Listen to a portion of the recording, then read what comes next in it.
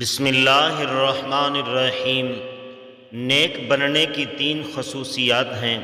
حضرت علی رضی اللہ تعالی عنہ نے فرمایا کہ جب خدا کسی بندے کو نیک بنانا چاہتا ہے تو اسے کم بولنا، کم کھانا اور کم سونے کا الہام کر دیتا ہے۔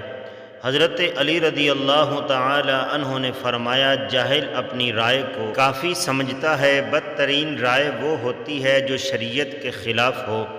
حضرت علی رضی اللہ تعالی عنہ نے فرمایا، حسد بیماریوں میں سب سے بدترین ہے۔ حسد نیکیوں کو اس طرح تباہ کر دیتا ہے جس طرح آگ لکڑی کو جلا دیتی ہے۔ حضرت علی رضی اللہ تعالی عنہ نے فرمایا، برداشت کرنا دوستی کی زینت ہے۔ اپنے دوست کی غلطی کو برداشت کرو۔ دشمن کے حملہ آور ہونے کے وقت کے لیے جو دوست کی غلطیوں کو برداشت نہیں کرتا وہ تنہائی کی موت مرتا ہے۔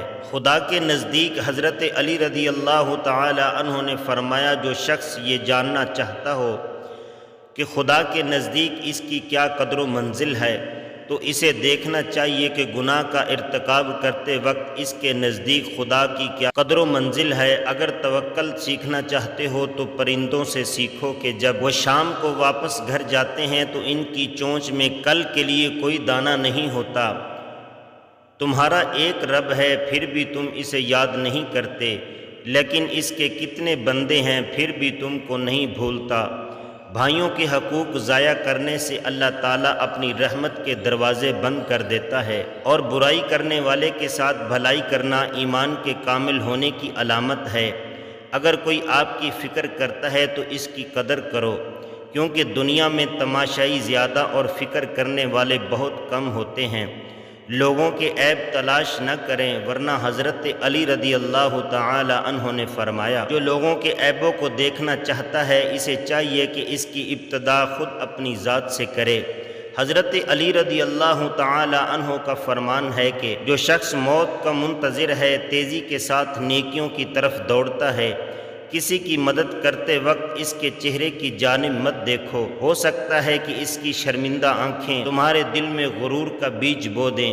اگر تم پانی میں ڈوب رہے ہو اور تمہیں یاد آ جائے کہ وقت نماز ہے تو نماز کی نیت کر لو۔ کسی انسان کو دکھ دینا اتنا آسان ہے جتنا سمندر میں پتھر پھینکنا، مگر یہ کوئی نہیں جانتا کہ وہ پتھر کتنی گہرائی میں گیا ہے۔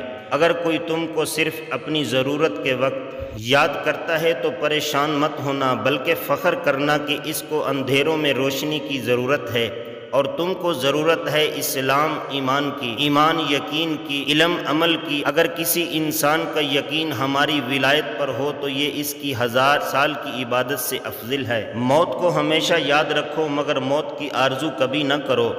کم کھانے میں صحت، کم بولنے میں سمجھداری ہے اور کم سونا عبادت ہے۔ اگر تمہاری ہمت اتنی بلند ہے کہ لوگوں کی اصلاح کرنا چاہتے ہو تو پہلے اپنے نفس کی اصلاح کرو۔ اللہ ہم سب کا حامی و ناصر ہو۔ السلام علیکم ورحمۃ اللہ وبرکاتہ۔